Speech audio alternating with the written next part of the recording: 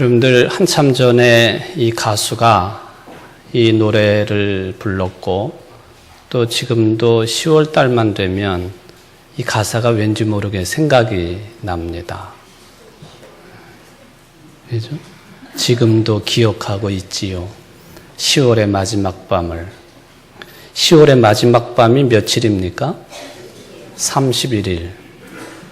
근데 서양 사람들이 요즘에 10월 31일은 어린이로부터 어른에 이르기까지 어떤 날로 집중적으로 지키고 있느냐 하면은 할로윈데이예요. 할로윈데이. 이 할로윈 축제가 어디서부터 유래된 것인가를 생각해 보면 저기 아일랜드 지방의 켈트족이 이 날을 이렇게 왕성하게 지켰고 또 그것이 전 서양에 퍼진 것으로 생각을 해볼 수가 있겠습니다. 그 사람들이 믿기를 죽은 사람은 금방 어디로 사라지는 게 아니고 우리들도 뭐 불교적인 신앙이나 또 토속 신앙이 그런 내용을 가지고는 있습니다만은 뭐 어디로 이렇게 떠돈다고 그러잖아요.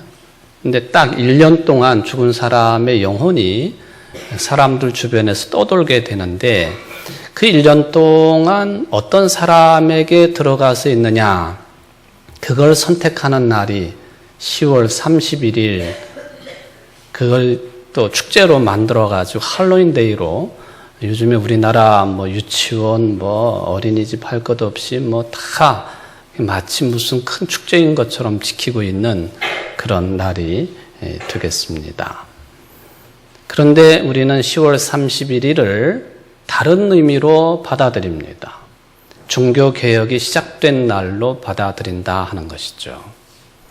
바로 1517년 10월 31일 비텐베르크 성문교회당 문에다가 95개 논제의 반박문을 마르틴 루터가 붙임으로 인하여 시작된 종교개혁이 올해 2017년 되니 꼭 500주년이 되는 날이고 10월 31일에 가장 가까운 주일을 우리는 선택해서 종교개혁을 기념하는 주일 예배를 드리고 있는데 오늘이 바로 그 500주년이 되는 역사적인 주일 예배다라고 하는 것을 생각을 해 봅니다. 이날 하나님 앞에 영광을 돌리는 귀한 예배 되기를 바라고 또 여러분들의 신앙을 날마다 순간마다 더 높은 것으로 인도하시며 개혁하시는 주님의 영이 이 시간 여러분들과 함께 하시기를 주의 이름으로 축원을 드립니다. 미국의 한 종교문제연구소에서 설문조사를 했습니다. 다음 사람들 중에 프로테스탄트 종교개혁을 촉발한 사람이 누군가요? 3사람을 예시를 냈는데 그 중에 마르틴 루터라고 대답을 한 사람이 50% 미만이 나왔습니다. 미국이라고 하는 나라가 어떤 정신으로 탄생이 되었습니까? 17세기에 영국의 종교 박해를 피해서 신대륙으로 이주를 했던 영국의 청교도들, 개혁신앙을 유지한 개신교회의 교인들이 가서 시작된 나라가 미국이지요. 뿌리가 거기에 있다는 것입니다. 그래서 지금도 전 인구 구성의 개신교인들의 비율이 압도적입니다. 거의 미국의 대통령은 개신교 교인이 아니면 될 수가 없어요. 물론 케네디 대통령이 가톨릭 교인이긴 했지만 예외적인 내용이 되겠습니다. 그런데도 미국의 개신교인들 중에 2명 중 1명꼴로 루터가 누구인지 모른다. 마르틴 루터가 누구인지 모른다. 혹시 마르틴 루터 킹 목사는 아는지 모르지만 종교개혁의 시발을 일으켰던 마르틴 루터는 누군지 모른다 하는 그 결과가 의아스럽습니다. 오늘 종교개혁 500주년을 기념하는 주일인데 오랜 세월이 흘렀지요. 불행스럽게도 우리의 교회를 또 우리의 신앙을 돌아보면 그때에 목숨을 걸고 개혁신앙을 부르짖었던 그 신앙이 많이 흐려졌고 아니 아예 없어졌고 그래서 제2의 종교개혁이 필요한 시대라고 하는 소리가 곳곳에서 아우성 소리처럼 들리기도 합니다. 진정한 하나님의 자녀로 살기 위한 그런 노력을 기울였던, 생명을 걸었던 종교 개혁자들의 삶 속에서, 저들의 주장 속에서 여러분들의 신앙과 여러분들의 교회 생활과 여러분들의 사회 생활을 다시 돌아볼 수 있는 복된 시간 되시기를 바랍니다. 우리 청주제일교회 교인들은 2017년 한 해 동안 이 종교개혁 정신을 되새기면서 오늘날 삶으로 치연하기 위한 과정을 매우 심도 있게 참여를 해왔습니다. 물론 참여하지 못한 교우들도 계시겠습니다만은 대체적으로 보면 어떤 교회들에 비해서 저는 감히 단언하기를 세계의 어떤 교회들에 비해서 이 부분에 올 1년 동안에 매우 깊은 공부와 성찰의 시간을 보냈다고 자부를 합니다. 이건 교만이 아니라 실제가 그랬습니다. 올해 교회 표 자체가 종교개혁 500주년이 포함됩니다. 또 종교개혁 500주년을 기념하는 여러 행사들이 있었습니다. 11월 6일부터 진행될 부흥 사경회조차도 이 종교개혁 500주년을 기념하는 말씀 잔치로 준비 중에 있습니다. 특별히 지난 8월 달에 진행되었던 5번째 전교인 신앙 수련회 아드 폰테스 진리와 사랑을 꿈꾸며 말씀으로 근원으로 돌아가자고 하는 이 아드 폰테스 정신을 가지고 우리는 신앙 수련회를 하지 않았습니까? 얼마 전에 있었던 마을별 사랑방 모임 오직 의인은 믿음으로 말미암아 살리라고 하는 주제를 가지고 진행이 되었습니다. 역시 종교개혁의 신앙정신을 개성 발전시키는데 큰 깨달음과 도움을 얻은 그런 시간들이 되었습니다. 특히 지난번 마을별 사랑방 모임의 내용은 오늘 오후 시간에 우리 교회가 적극적으로 협력하는 가운데 충북노회가 주최하는 종교개혁 500주년 기념 성찬예배, 강연회, 그리고 체험활동, 이 내용들이 진행이 될 것인데 그 중에 체험활동은 여러분들이 이미 함께 동참을 해서 체험을 한 이 코너별 신앙학습을 그대로 적용을 하고 타교의 교인들도 함께 할 수 있는 내용이라고 하는 것은 매우 기억해둘 만한 그런 내용이라고 저는 생각을 합니다.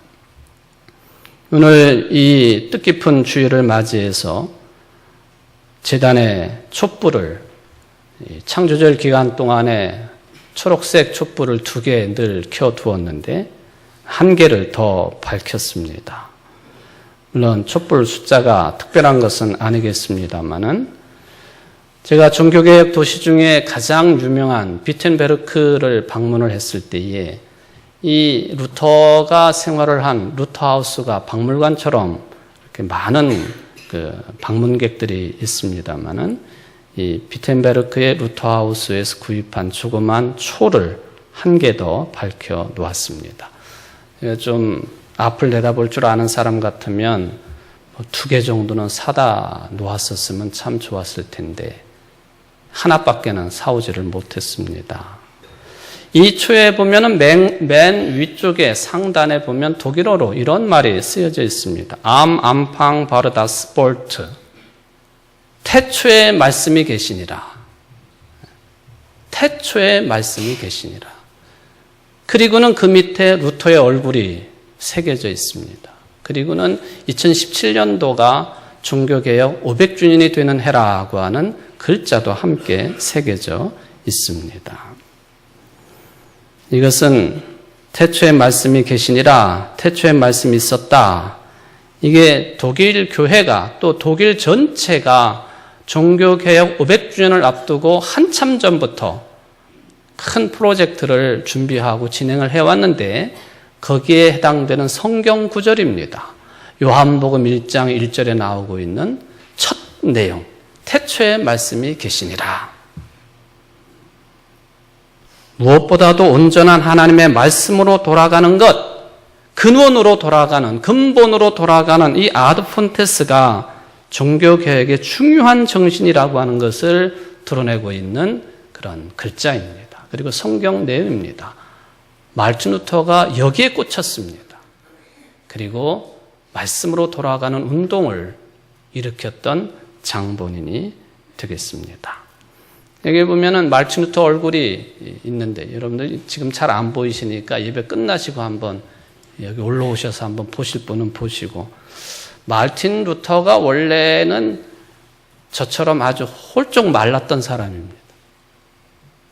제가 말랐다고 해도 인정을 해 주시네요. 고맙습니다만은 제가 원래 사춘기 때부터 한참까지는 53kg를 유지를 했었으니까 굉장히 말랐던 사람이죠.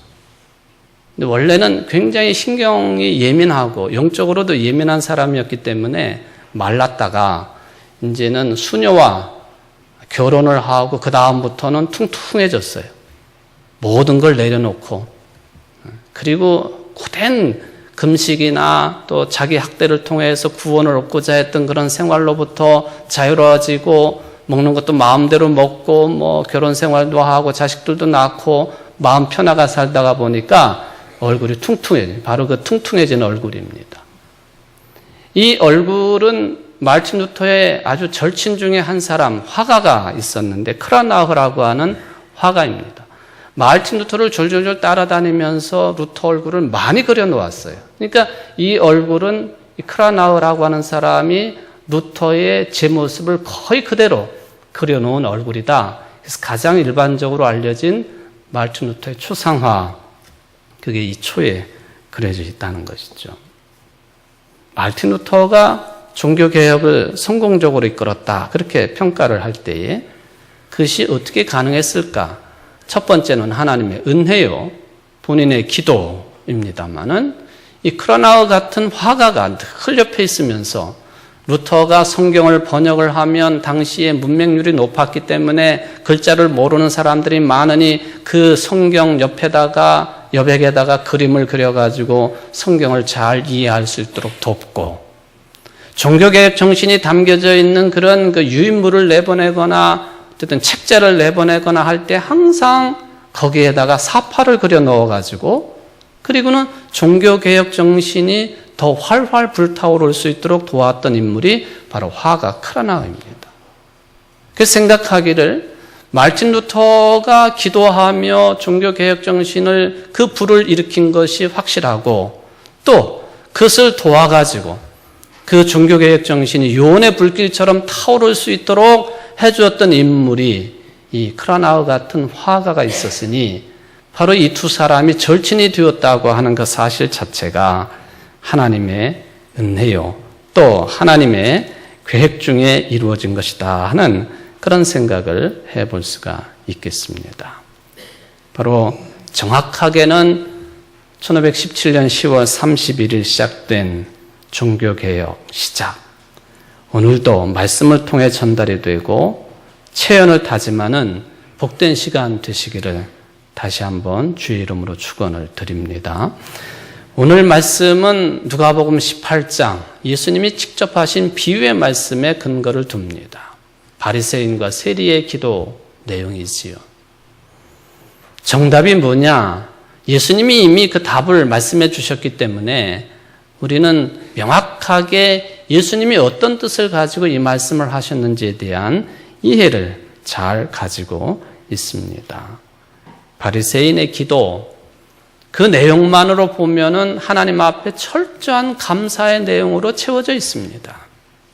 훌륭한 사람이지요. 반면에 세리의 기도는 감사의 내용이 하나도 없어요.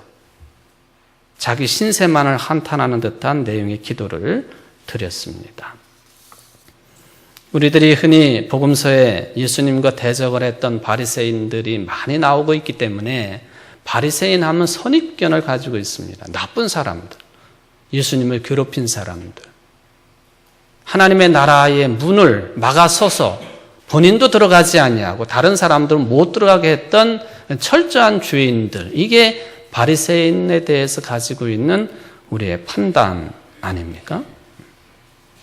그런데 사실은 이 바리새인들은 이스라엘 민족사의 정신적인 지주 역할을 했던 사람들입니다. 제사장들하고 달랐습니다. 사두개인들하고도 달랐습니다. 율법학자들하고도 달랐던 것으로 평가가 됩니다. 매우 서민적이고 또 개혁적인 신앙관을 가지고 있었던 사람들이었습니다. 더군다나 여러분들이 가지고 있는 것처럼 이 사람들도 부활신앙을 가지고 있었습니다. 물론 예수 그리스도의 부활을 믿은 것은 아니지만 부활신앙을 가지고 있었던 바리새인들이었다라는 점에서 통하는 점이 있습니다. 율법을 엄격하게 준수를 합니다. 바로 그 일을 통해서, 그 삶을 통해서 하나님의 뜻을 이룰 수 있고 하나님께 구원받을 수 있다고 하는 신앙이 철저했던 사람들입니다. 종교적으로 보면 또 일상생활에서 윤리도덕적으로 흠결이 별로 없는 삶을 살았던 사람들이죠. 본문에도 나와 있지만 일주일에 2번씩 금식을 합니다. 11조를 조금도 떼어먹지 않고 반듯하게 헌금 생활을 했던 사람들이었습니다. 아주 특별한 사람들이죠. 어쩌면 이들 때문에 유대인들은 종교적인 정체성을 유지할 수 있었고 또 이스라엘 민족사라고 하는 민족성의 정통성을 유지할 수 있었던 가장 중요한 역할을 했던 사람들이 바리새인들이었습니다. 솔직히 저는 목사로서 이런 그 삶을 살아가는 사람들이 오늘날 교회에도 필요하다 하는 생각을 해봅니다. 우리 교회도 마찬가지이지요. 그러므로 일반적인 이런 바리새인들의 삶을 누구도 폄훼할 수는 없겠습니다. 반면에 세리들의 삶은 본받을 만한 것이 없습니다. 세상 사람들에게도 동족에게도 인정을 받지 못하는 삶이었습니다. 얼마나 유대인들이 이 세리에 대한 원성이 높았던지 항상 따로 붙는 이 계층이 있으니 세리와 죄인은 항상 붙어 있습니다. 세리는 곧 죄인이다 라고 하는 등식 가운데 바라보는 인물들이다 하는 것이죠. 여러분은 세리와 같은 사람이 되시기를 원하십니까? 바리새인과 같은 사람들이 되시기를 원하십니까? 물론 예수님이 정답을 말씀하셨기 때문에 세리처럼 겸손한 신앙인이 되어야 되겠다라고 하지만 일반적인 개념으로 보면은 바리새인 같은 사람이 좋은 거예요. 옳다 그런 차원을 넘어서서. 그런데 오늘 예수님은 그들을 비난하고 세리를 칭찬하셨습니다. 무슨 근거로, 어떤 이유로 예수님이 세리를 칭찬하고 바리새인을 비난하셨을까? 왜 상식적으로 어긋나는 그리고 유대인들의 일반적인 생각과는 다른 그런 평가를 내리셨을까? 그게 이제 오늘 종교개혁 500주년을 맞이하는 여러분들이 좀 찾아내야 될 핵심적인 내용이 됩니다. 그게 뭐냐 하면은 도대체 의의가 뭐냐 하는 문제입니다. 옳다고 판단되는 이 옳음의 내용에 관한 것이죠. 의의 본질, 옳음의 본질이 뭐냐 하는 것이죠. 우리들이 일반적으로 알고 있는 이 옳음, 의의는 두 차원이 있는데 하나는 사람 앞에서 옳은 것하고 또 하나는 하나님 앞에서 옳은 것입니다. 그런데 이 두 가지는 같은 것 같지만 본질적으로 큰 차이가 있습니다. 다른 것입니다. 사람은 겉으로 드러난 행동만 보기 때문에 사람 앞에서의 옳음이라고 하는 것, 사람 앞에서 의라고 하는 것은 매우 제한적이고 편협합니다. 또 개인의 성향에 따라서 그 기준이 왔다 갔다 합니다. 그런데 하나님은 사람들의 그 마음 중심을 꿰뚫어 보시는 분이십니다. 사무엘상 16장 6절 이하에 나오고 있는 너무나도 유명한 말씀이지요. 사무엘이 다윗에게 기름을 부어 왕으로 삼으라고 하는 하나님의 명령을 듣고 했던 말씀이지요. 그 용모와 신장을 보지 말라. 내가 이미 그를 버렸노라. 나의 보는 것은 사람과 같지 아니하니 사람은 외모를 보거니와 나 여호와는 중심을 보느니라. 하나님은 속이시는 분이 아니라 또는 하나님은 속지 않으시는 분이시다 라고 하는 뜻이 이 표현 속에는 들어 있습니다. 여러분들이 알다시피 다윗은 어릴 때부터 형제들을 대표해가지고 멀리 들판에 나가 짐승을 키웠던 목동이죠. 짐승들하고 자기밖에는 없어요. 얼마든지 사람을 속일 수도 있고 게으름 피울 수도 있고 찬양하지 않을 수도 있고 악하고 못된 짓을 얼마든지 할 수 있었던 상황입니다. 하나님은 그때부터 그를 자세하고 면밀하게 지켜보고 계셨습니다. 얼마든지 다른 짓을 할 수 있었지만 그는 여호와 하나님을 향한 참된 믿음과 사랑의 사람이었습니다. 혼자 외롭게 있기는 했지만 하나님 앞에서 진실하고 정직하게 하나님의 존전, 소위 말하면 코람데오를 늘 의식하며 살았던 사람이 다윗이었어요. 그러길래 하나님은 그 집안의 맨 꼬두바리를 끄집어내가지고 하나님 앞에 옳은 사람이라 인정해서 왕으로 기름을 붓도록 사무엘에게 명령을 내리셨다 하는 것입니다. 여러분, 하나님 앞에서 의롭다고 인정받는 게 참된 것입니다. 그런데 사람들은 이 점에 대해서 굉장히 혼란스럽게 생각을 합니다. 물론 여러분들이 현실의 삶 속에서 어쩔 수 없이 사람들 앞에서의 옳음을 포기할 수는 없겠지만 사람들 앞에 잘 보이고 옳다 인정받는다고 해가지고 모든 우리의 삶이 그것으로 완성되는 게 아니에요. 우리 신앙인들의 입장에서 보면은 사람들 앞에 옳다고 인정받는 것으로 구원받을 수는 없다는 거예요. 이게 핵심이에요. 그러므로 하나님의 말씀인 성경은 하나님 앞에서 옳음에, 관심에, 또 그 관심에 집중하라고 우리에게 계속해서 요청을 하지 않습니까? 오늘 바리새인 문제가 바로 그 문제였습니다. 율법을 잘 지켜서 자신이 옳다고 하는 것을 절대화합니다.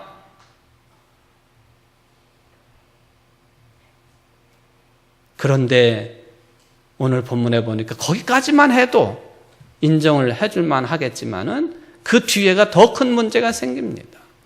율법을 잘 지킨다고 하는 것을 근거로 해가지고 자신의 옳음을 절대화하면서 그리고 타인과 비교를 합니다.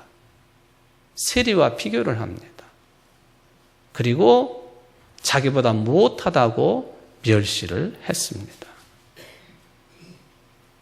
나는 다른 사람들과 토색불이 간음을 하는 자들과 같지 아니하고 이 세리와도 같지 아니함을 감사하나이다. 자신이 바르게 살고 있는 것 중요하지요. 자신이 바르게 살고 있는 사실을 감사하게 생각하면 그것으로 족한 것인데 바리새인은 다른 사람에게다 끌어들입니다. 다른 사람보다 자기가 상대적으로 우월하다고 하는 것을 확인하는 그 순간 주님께로부터 인정받지 못하는 순간이 되었다 하는 것이죠. 도대체 이게 뭘까?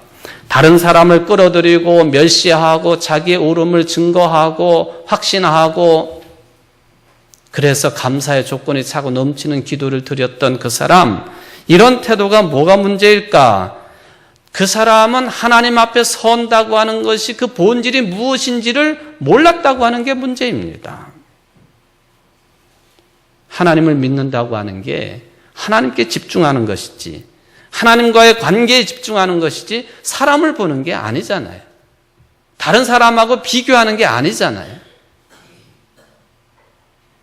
그러므로 이 바리새인의 관심은 하나님께 있는 게 아니라 오로지 자기 자신에게 있었던 사람. 내가 이렇게 했습니다. 나는 저 사람하고 비교될 수 있습니다. 나는 옳은 사람입니다. 온통 관심이 자기 자신밖에 없는 사람. 예수님이 그런 사람을 인정하실 수는 없는 것이죠. 아무리 세상을 그럴듯하게 살고 사람들에게 인정을 받아도 하나님으로부터는 인정받을 수 없게 되어 있는 게 바리새인과 같은 삶이라 하는 것이죠. 현대인들이 다 여러분들은 그렇지 않습니까? 계속 비교하고 속아 넘어가고 제품을 만드는 회사, 선전 문기들이 계속 그런 비교를 통해서 자기네들 상품을 팔고 거기에 우리는 속아 넘어가고 거기서 흥분을 하고 잘 사는 것이라고 자위하고 세리는 어떻습니까?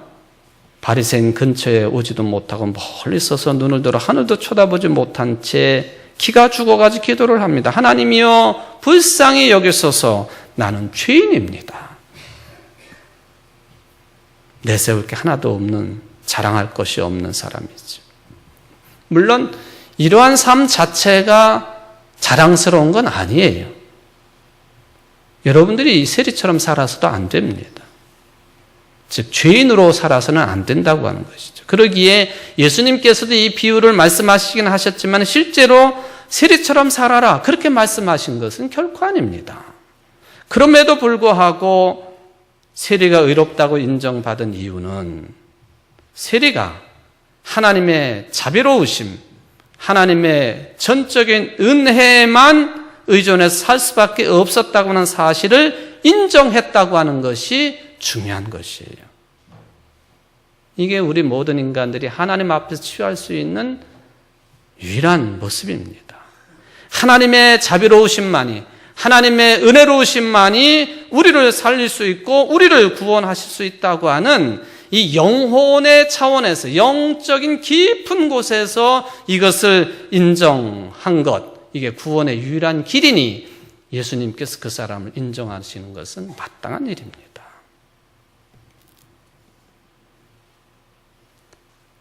마르틴 루터가 1517년 10월 31일 성당 출입문 위에 95개의 논조에 신앙 명제를 대자보로 내다 걸지 않았습니까? 루터가 핵심적으로 전파하려고 했던 게 무엇입니까? 라틴어로 보면 솔라 피데, 오직 믿음으로죠. 오직 믿음으로. 사람이 하나님께로부터 인정받을 수 있는, 의롭다고 인정받을 수 있는 유일한 길은 오직 믿음뿐이다. 이걸 발견한 거예요. 그전에는 제가 오후 시간에도 이제 이런 내용의 설교를 드리겠습니다만, 죄의식 때문에 내가 어찌 구원받을 수 있겠는가?